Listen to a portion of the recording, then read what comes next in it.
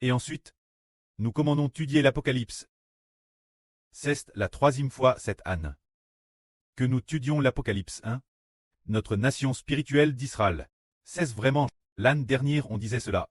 La sur Jaourouan dirigeait un groupe de sur ensemble, et puis, là sur Jaourouan a dit un groupe de sur, TRS sérieusement, avec un sentiment de grande majesté.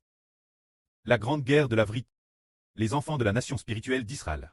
C'est vraiment la grande guerre de la vérité. Frères et sœurs, regardez, dans quelle organisation Y a-t-il autant de vri en une journée?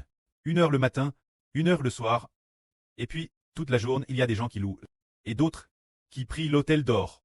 L'avenir, les tours de garde de l'autel d'or, après la construction du temple. Il nous semble que, les tours de garde de l'autel d'or, les personnes qui prient, vont aussi se multiplier, alors, cette nation va prospérer. Alors nous commandons officiellement. Notre troisième étude de l'Apocalypse, c'est celle de cette année, la troisième fois, hein. La première étude de l'Apocalypse, frères et sœurs, vous rappelez-vous quand c'était? Demandons la sur Zaourouan. Sur Zaourouan, sur TE, souviens-tu de la première fois que nous avons étudié l'Apocalypse, quand c'était? Peut-être en 2025 ou en 2024. En 24. Oui, la première étude de l'Apocalypse, était en 24. L'époque quand nous étudions l'Apocalypse. Ce moment-tel, il n'y avait pas encore d'hôtel, hein. Cette poquelle c'était, en utilisant un logiciel appelle Zoom, c'est un logiciel étranger, hein. Nous tions sur ce logiciel étranger, pour étudier, et le matin, c'était 4 heures du matin. Que nous venions étudier la vrille, hein. Étudier la vrille 4 heures du matin. 4 heures, beaucoup de gens. N'était pas encore réveil. Cette époque, nous étudions le matin, la vrille 4 heures. Alors, le frère Ashbert se souvient qu'une fois, le frère Ashbert a trop dormi. Il n'est pas venu dans la room 4 heures. Pour ouvrir la room et étudier la vrille. Alors la sœur Rebecca appelle Ashbert sans art. Plus tard, Ashbert a vu, oh il t'est digé presque 5 heures, alors, PR précipitamment. Il est allé dans un autre endroit. Et puis, il a prêché la vrille. Tout au long du chemin. C'était merveilleux. Maintenant, nous commandons d'étudier le premier chapitre de l'Apocalypse. De quoi parle l'Apocalypse.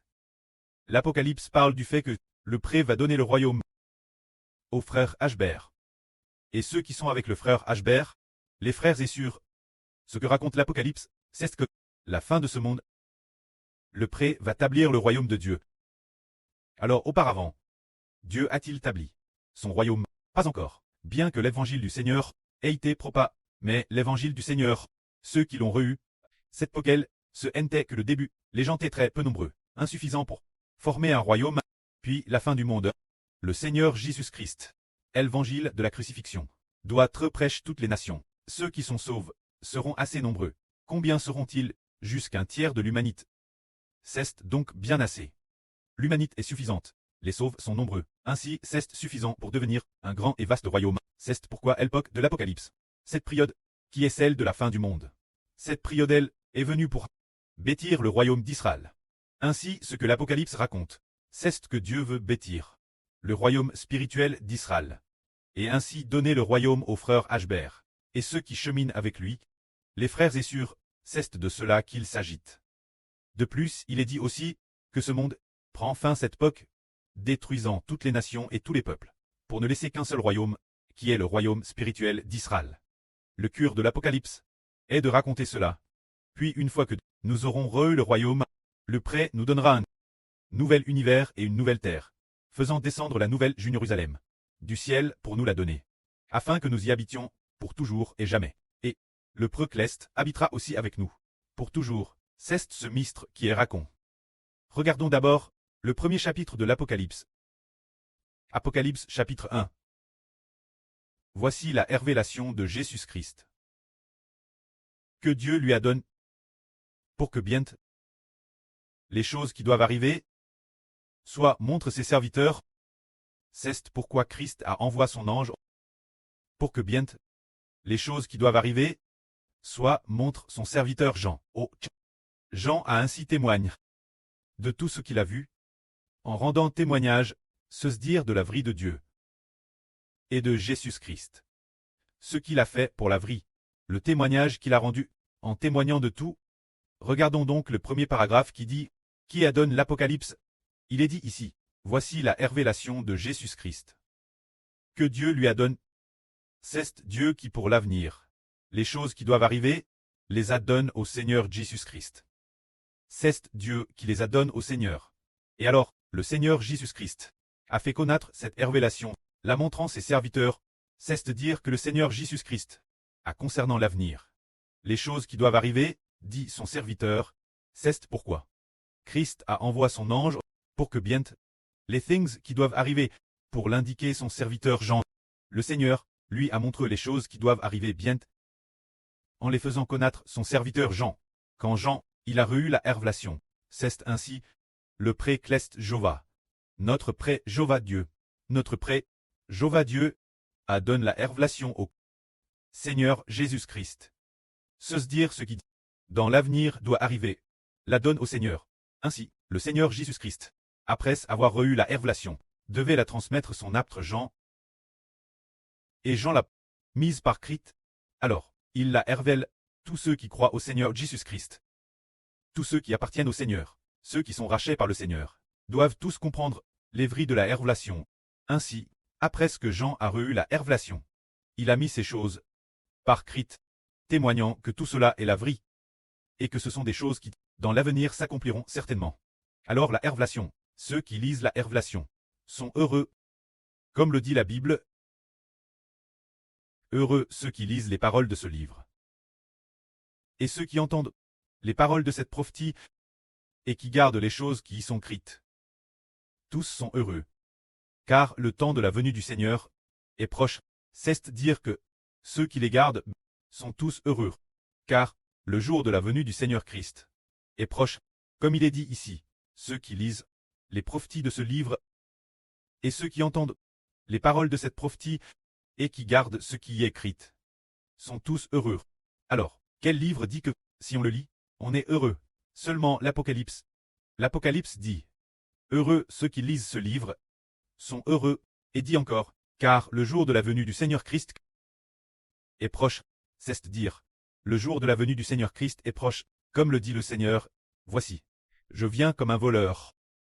Ceux qui veillent sont heureux, c'est dire, le Seigneur Jésus-Christ va bien devenir. Ceux qui veillent sont heureux. Alors, le frère Hubert est sévèrement attaqué par Satan. La sœur Jaowan est aussi attaquée. Les frères est surpris avec ferveur. Se dire que la sœur Jaowan est attaquée, et Hubert est terriblement attaqué. Cela montre que le jour de la venue du Seigneur Christ est proche, car les événements de l'Apocalypse vont s'accomplir. Ceux qui lisent et qui gardent les choses qui y sont écrites sont heureux. Continuons donc notre lecture. Moi, Jean-J. aux 7 églises qui sont en Asie. Que la grâce et la paix de celui qui est, qui t'est et qui vient, qui demeure, de Dieu et des 7 esprits devant son trône, et de Jésus-Christ venant vous. Que la grâce et la paix viennent de qui? Elles viennent de Dieu, du Seigneur Christ et du Saint-Esprit. C'est dire toute la grâce, toute la paix, doivent venir de Dieu, du Seigneur et du Saint-Esprit. Si quelqu'un reçoit Dieu, le Seigneur et le Saint-Esprit, pourquoi, alors, cette personne reçoit la paix? Ce moment-elle, regardons le Seigneur Jésus-Christ. Quel genre de Seigneur est-il? Comme il est dit ici, Jésus-Christ est le fidèle et véritable témoin, le premier d'entre les morts et le prince des rois de la terre. Il nous aime, et par son sang, nous a délivrés de nos péchés, nous a fait rois et prêtres de Dieu son preux. Lui soit la gloire et honneur, la gloire, la domination et la puissance, soit Jésus, au cycle des cycles. Amen. C'est dire que notre Seigneur Jésus-Christ est le fidèle et véritable témoin. Se dire quel genre de témoin est le Seigneur Jésus. Il témoigne que Dieu va nous donner la vie éternelle. Pour cette chose, il est le témoin fidèle et véritable, car il a lui-même crucifié et est ressuscité des morts, disant aux gens que quiconque croit en lui aura la vie éternelle. Dieu veut donner la vie éternelle aux hommes. Alors, les apôtres ont vu de leurs propres yeux le Seigneur ressuscité d'entre les morts, ont vu le Seigneur Jésus-Christ très crucifié. Ainsi, le Seigneur Jésus-Christ est le témoin fidèle et véritable. Se dire le témoin que l'Éternel Dieu va donner la vie éternelle. Nous, le Seigneur Jésus-Christ, est aussi le témoin que Dieu va nous donner le royaume. Il a été fidèle au point de donner sa vie, fidèle au point d'être crucifié. C'est celui-ci, le témoin fidèle et véritable. Alors, ce témoin fidèle et véritable, il est ressuscité d'entre les morts. Il est le prince des rois de la terre. C'est pourquoi il est dit ici. Il nous aime, et par son sang, nous a délivrés de nos péchés, nous a fait rois et prêtres de Dieu son preux. Quant au Seigneur Jésus-Christ, il nous aime profondément. Il a donné sa vie pour que nous recevions l'autorité de roi et de prêtre, pour que nous puissions, par son sang, nous racheter pour Dieu, afin que l'avenir nous puissions traire roi et prêtre, montrant que le Seigneur nous aime profondément. Lui soit la gloire, la domination et la puissance, soit Jésus, au cycle des cycles. C'est que le Seigneur Christ nous aime profondément. Alors le Seigneur Jésus-Christ doit recevoir la gloire avec le précleste, recevoir l'autorité, recevoir la puissance, pour toujours. Que la gloire soit auprès et au Seigneur. Amen.